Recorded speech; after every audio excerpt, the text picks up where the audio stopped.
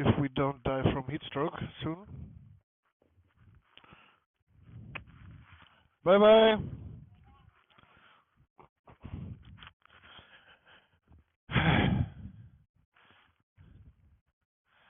Nice place, but yeah, we might die from heat stroke soon, so we have to stop every so often to get some cold drinks, refill our water bottles, and just chill in the shade for a bit. It's getting closer to noon, which means that all the shade you have, like in the morning from the trees on the road, is now gone, and we're burning. But what I actually wanted to tell you about is why we're here, because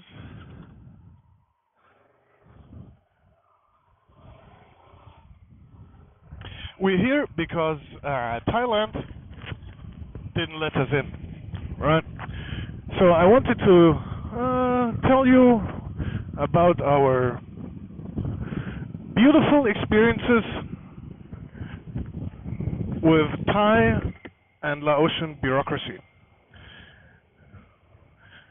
Which it turns out that Thailand is one of the most difficult places to get into, right? So Afghanistan, go to the embassy, give them all your data, give them your passport, pay $100, and they're like, okay, here's your road pass for all Afghanistan. Thailand, not so much. But we'll start at the beginning. All right, so we arrived at the China-Lao border, and the Chinese were overly scrupulous. I think it might have been like a slight organizational mishap from our tour guide, but our 3 American tour compatriots went first. And obviously, Americans in China, the most suspicious, and took them, I think, 45 minutes just to get the first American passport checked out, put into the system, and there was like 15 of us, right? So we were like, oh no, if this is gonna take 45 minutes for each passport, we'll we'll not make it today. So the times decreased afterwards, but still it was super hot in southern China at the Yunnan Lao border. There was no AC in this waiting hall border customs area, and so we were there, I would argue, like good.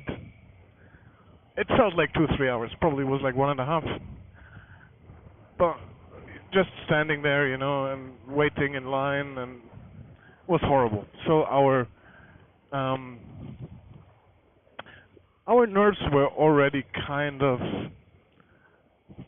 we were already a bit annoyed and exhausted. And that was only the passport control, right? Afterwards, you still have to go to customs. They still have to check your vehicle papers. They still might want to look into your vehicle. So we weren't sure like how long it would take afterwards. Anyway, so yeah, in the end, I guess 2-3 hours to leave the Chinese side, right? And then you go to the Laotian side,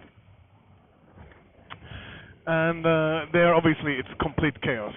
It's like nobody speaks any English. There's nothing. It's dirty. It's unorganized. There's this. They have these weird small. And in China, like they had scanners for your fingerprints and all this kind of stuff. So it took a long time, but it was, apart from the missing AC, was high tech, right? I'm gonna have to go through the pothole. And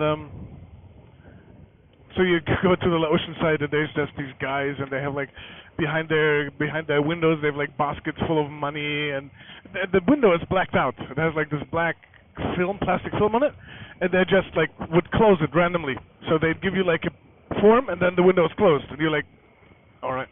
And we're the only foreigners there, so all the other people crossing are Laotians or Chinese, for whom it is like a daily task.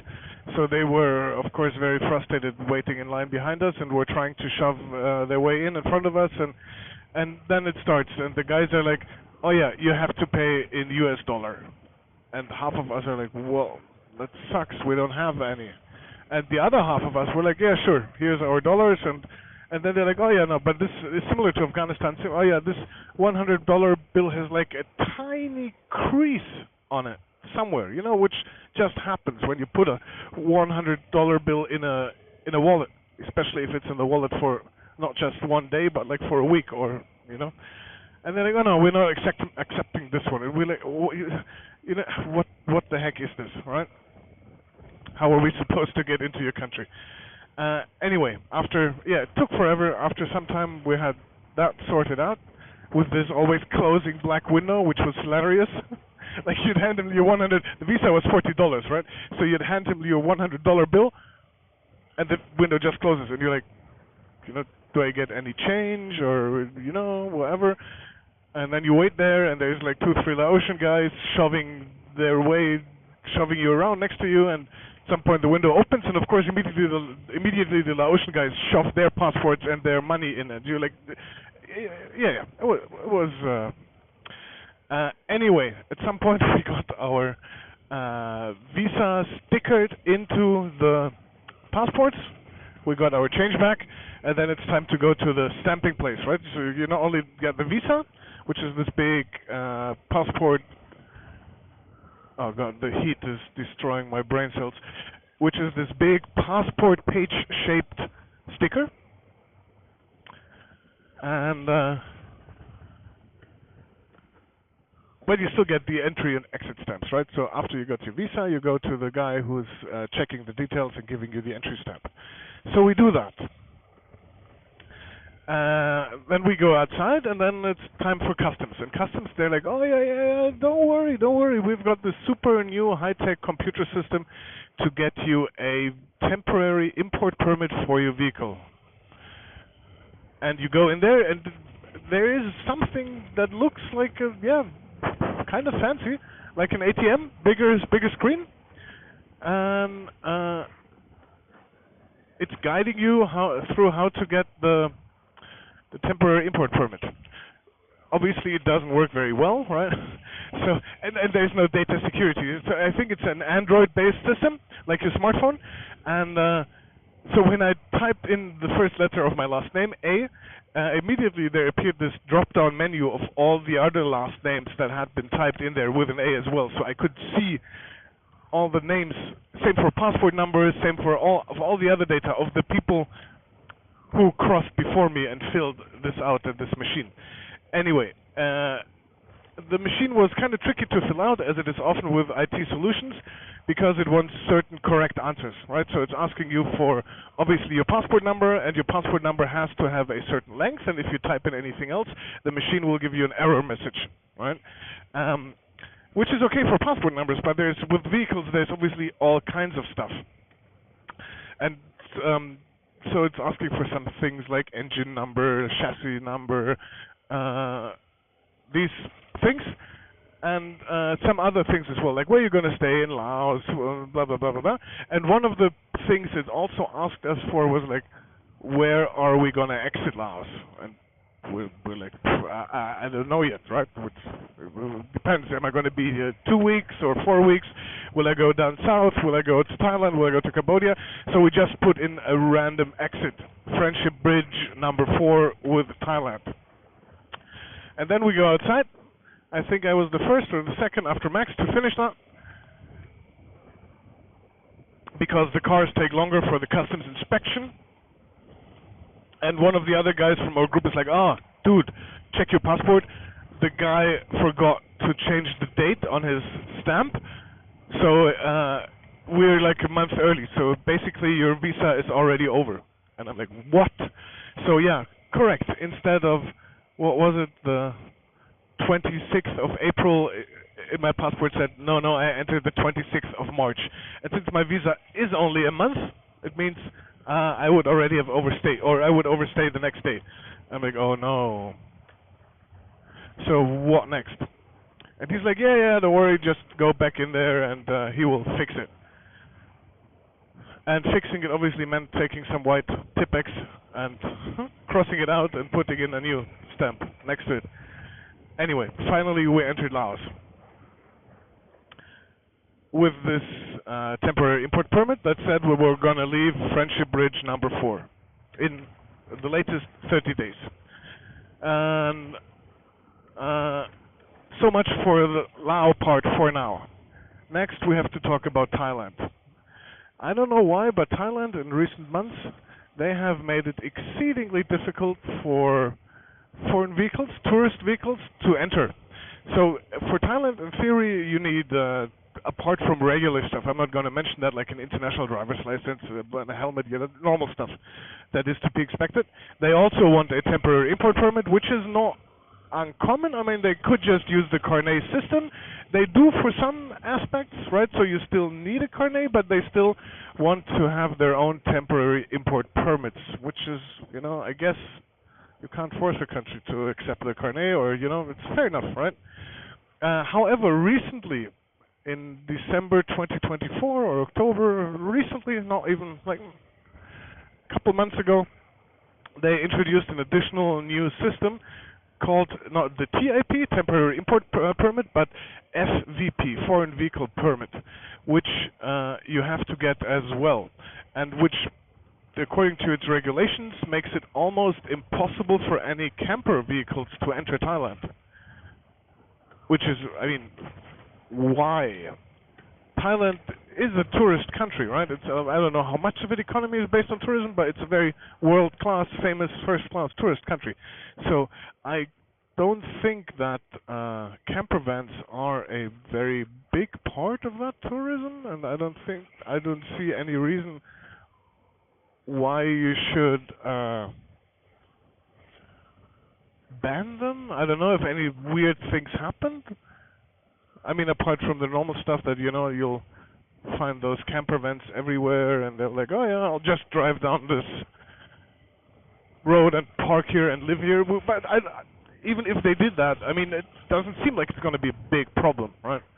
Anyway, makes it almost impossible for larger vehicles, camper vans, all this kind of stuff to enter Thailand, but also makes it difficult for motorcycles, for smaller cars.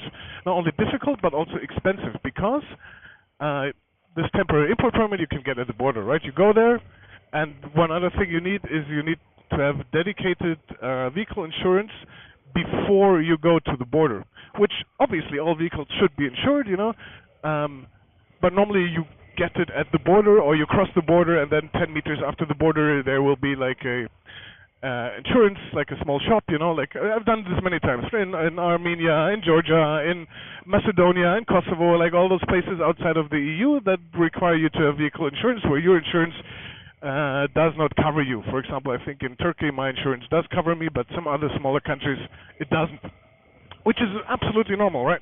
But getting it in advance, I don't know why.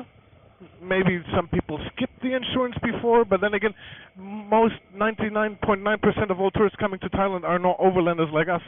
It can't be a big problem that a foreigner enters Thailand and tries to run away from the insurance counter.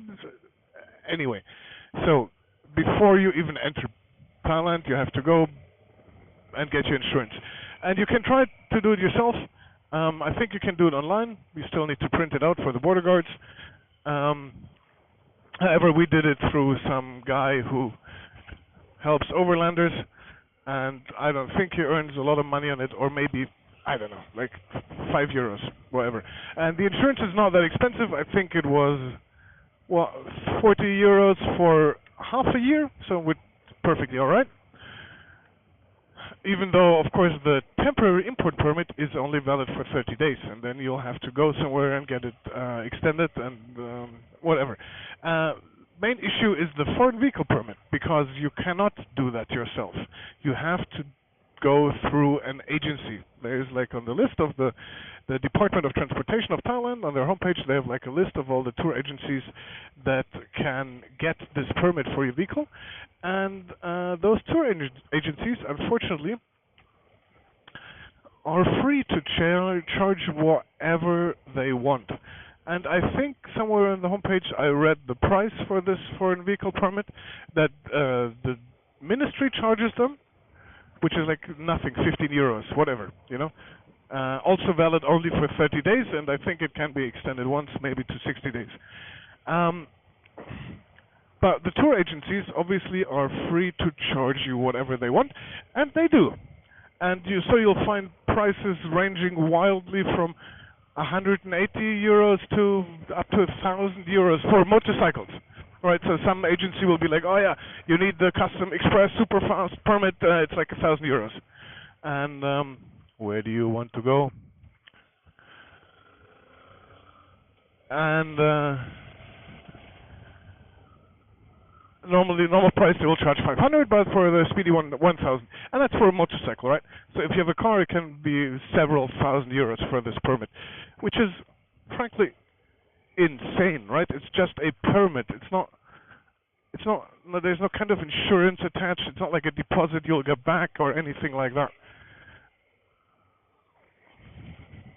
And so I found one guy who can do it for 180 euros. However, the point is that, as I said before, this regulation is kind of new. It's just a couple of months old.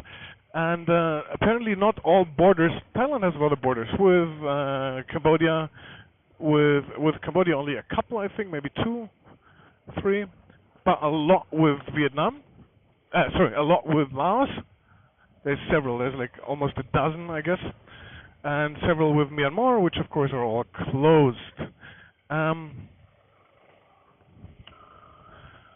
So not all borders either know it yet that this FVP exists or require it. So you can go and try at a border to enter Thailand, and maybe they'll just not know about the foreign vehicle permit and you'll be fine. However, the issue is it takes 2 weeks for the tour agency to get this permit for you.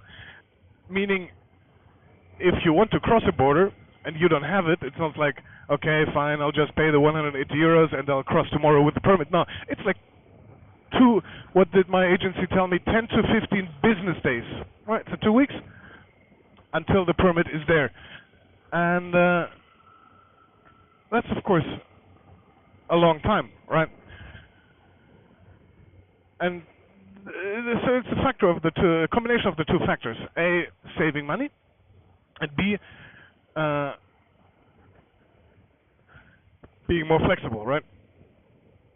So there's stories of people who basically just tried every single border. So they start in northern Thailand, the border with Laos, and go to the border crossing, etc., and then see if they can cross. And if the Thai side says no, they'll go on to the next one. But obviously, as time is progressing, the new bureaucratic rules will be enforced at more and more border crossings, right? This is the way the system develops. And that means it's basically a race against the clock to find a small countryside border that does not require the foreign vehicle permit and will let you into Thailand. However, the problem is, so what do you do, right? So you go to the border on the Laotian side, as we did yesterday, get stamped out, then cross to the Thai side, and they say no. Well, what they're saying essentially is like, yeah, you can enter, but your bike can't. Your vehicle cannot. But obviously you can't just leave it there, right? So if I said, oh, okay, don't worry, I'll just park my bike here, I'll come back for it later, they'll be like, no. You can't just leave your bike here at the border, in no man's land at the border. So in theory you can enter, practically you can't just abandon your vehicle at the border.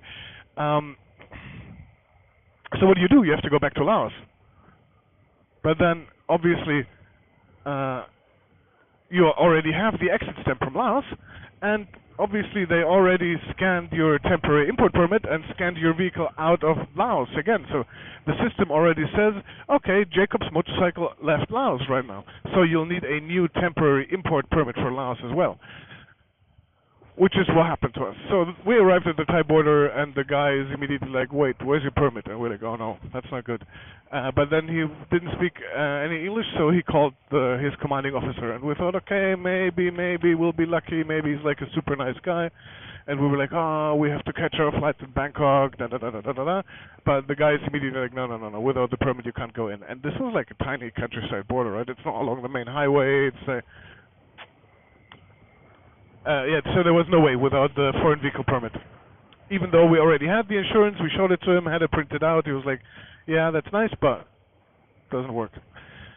And the problem is, what we didn't know when we entered Laos some 2 weeks earlier at this strange computer ATM thingy, when we put in the exit border, we just put in one randomly, Friendship Bridge number 4, which is somewhere, some Thai-Lao border somewhere.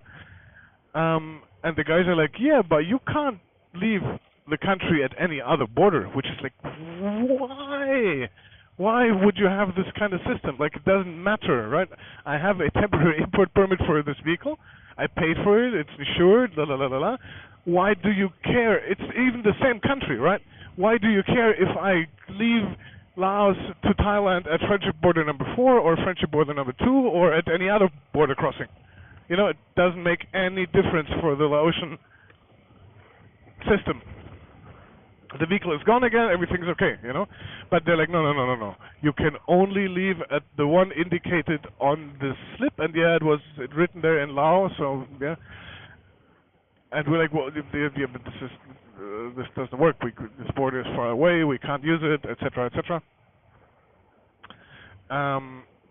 So what can we do? And they're like, well, it's in the computer system, right? So if you want to change it, there's going to be a fine of 2 million kip, 2 million Laotian kip. I'd say, oh no, that's 80 euros, which is a lot for Laos. 80 euros is a lot. And but we thought, well, all right, we don't have any choice really, right? Because we will not cross at Friendship Border number 4, because it just doesn't fit into our plans, right? Even if we have to wait for the 2 weeks for the proper Thai permit, we're still, this is the wrong direction, right?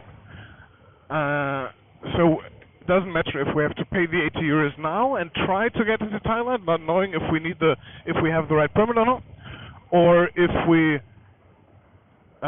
get the right permit in those 2 weeks, drive further south and then cross there and have to pay the 80 euros there, right? So we're like, okay, fuck it. Here's your 80 euros, 2 million kip. The average salary in Laos is like $180 a month, so it's like 2 weeks' salary.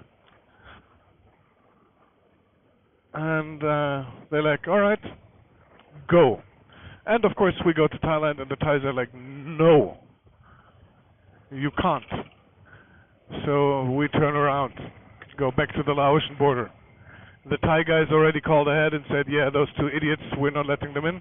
Please let them back into your country.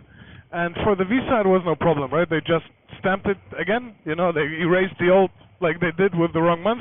They erased it and put in a new date. However, since this whole temporary import permit thingy is computer-based, obviously when we left, they had scanned it and put it into the computer system. So our old temporary import permit was already invalidated. It was gone, finished. And since it's in the computer, there's nothing, it's like a central system, right? There's nothing they could do. Our 2 million kip fine is registered in there. Yeah, the old permit is gone. So they're like, well, sorry guys, those 80 euros are gone. At least that's what they told us. I mean, they were nice, you know, they were helpful people. I don't think there's any other foreigners there at this border crossing. So we might have been the first since this law was enacted in Thailand some months ago. So it's not like they knew and willfully like took our money and sent us to Thailand knowing that we'd be back. And we've heard the sum of the 2 million kip also from other people at different Laotian borders who had the same problem. They entered into China, put in a random border, and then arrived at a different border, and the Laotians were like, that's 2 million kip. So I don't think we were robbed or scammed necessarily, but still, it's super annoying that this money is gone. However, since we would have had to pay it, if it's a true fee, we would have had to pay it anyway. I guess there's nothing we can do really. And that meant, of course, big potholes. That meant, of course, we had to get a new temporary import permit, which is perfectly fine because it's only like €2.70 or whatever, 60,000 kip. But then again, of course, we're asking we're asking ourselves, well, which border crossing will we take now? Right? Because obviously, if we get a new temporary import permit and then our plans change and we go to a different border crossing, we'll have to pay the 80 euros again, which would be horrible. And so we thought about this for a couple of minutes and thought, well, there's one border we heard about quite far away where it could maybe still be possible to enter without the FVP. However, for me that will not be an option since if that doesn't work, I can't afford to wait 2 more weeks for the FVP to come, right? So I'll have to get the FVP now, and with this one, obviously the bureaucracy continues because the Thai FVP is only valid for one border as well. So I have to tell the guy in advance at the tour agency, look, in 4 weeks I will enter Thailand at this border crossing, and then this will be on my FVP, and that's it. So I can't go to any other one, which is seems so unnecessary, right? I mean, if Thailand and Laos have 10 different borders, and those borders are open for tourist crossing, international tourist crossing, why would it matter which one it is? Anyway, this is how it is. This is how we suffer. No, we don't suffer. I mean, it's like some wasted time and wasted money. And there was no way for us to know that for this temporary import permit for Laos, we had to pick the right exit point. And also there was no way for us to know when we started this trip that Thailand will change its rules while we're on the road. You know, it's just like, alright, things happen. Anyway, it's very strange that Thailand, as such a popular tourist destination, makes it very, very difficult to enter with your vehicle when it's super easy to rent a vehicle in Thailand, right? Every drunk Russian, well, I'm not to be stereotypical here, but that's what all the motorcycle rental, scooter rental guys will tell you. Every drunk tourist can, we're gonna go here, every drunk tourist can rent a scooter in Thailand for a couple bucks a day and just ride around and nobody cares, you know. It's not true. There's accidents and the police check, they will do blood alcohol tests and blah, blah, blah. People do care, but, you know, if it's so easy to rent a scooter or a motorcycle, why make such a big fuss about mine, you know?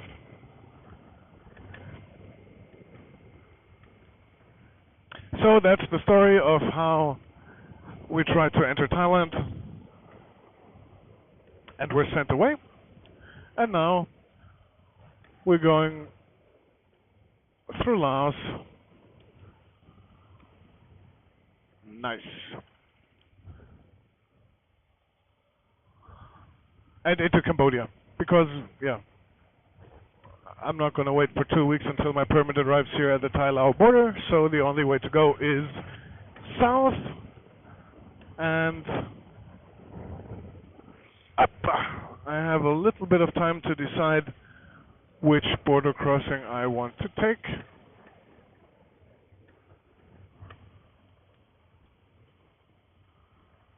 And that's it. I hope you enjoyed the impressions you got of Laos along the ride. It's super fucking hot. We have to stop every hour, put some sunscreen, and to have a cold drink. In 36 minutes, we're going to arrive at the Mekong. We're going to stop there for lunch and for the highest noon heat to pass, go for a swim, chill in the shadow, and then we have like 2.5 more hours, maybe 3 hours to ride in the afternoon when it's getting cooler. So, see you around.